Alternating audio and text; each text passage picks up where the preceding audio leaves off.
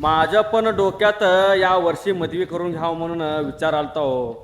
तेवढं त्याच्या आयला नेऊन इंस्टाग्रामवर व्हिडिओ बघितलो बघा, तेव्हापासून नको नको लय वाटायला रे भाऊ. सांग तू माहेराला चालली का माझ्या आयराला चालली? काय झालं? अगं नवऱ्याचं कुली केला ना पार. गाडी आली, चल पटकन. चल चल चल चल पटकन.